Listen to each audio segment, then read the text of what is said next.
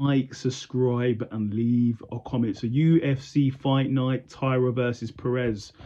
I did predict that Taira would win, and my prediction was right. I'm pretty on fire with these predictions. So yeah, make sure you follow me, like, subscribe, and leave a comment. As I said, hit the subscribe button. Taira obviously is a grappler, heavy grappler, specialist as well, submission specialist as well. So the fight was really good. Alex Perez, he's a striker, he's a grappler as well. He's a good all rounder. I believe he was ranked number 5. Taira coming into it was ranked number 13. So it was a big jump up for Taira.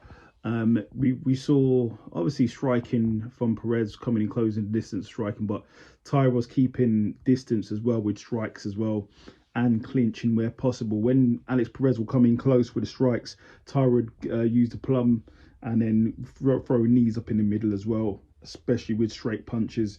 Was a really good fight.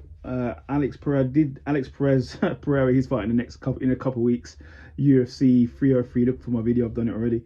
Well, it's coming soon.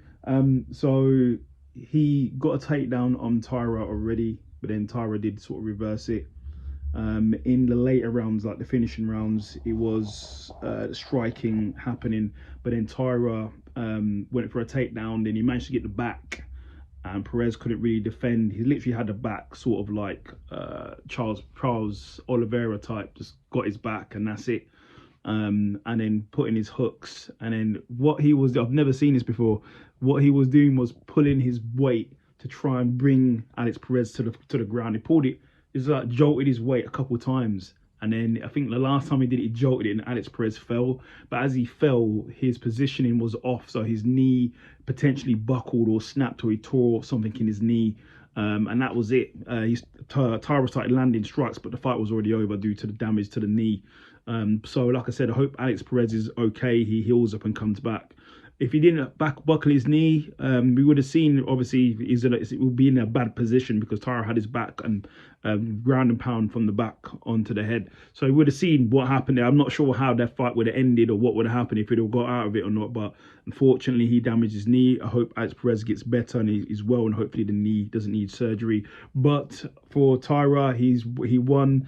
And one thing that Taira did, which was so good, he called out his next opponent. A lot of these fighters don't call out your next opponent.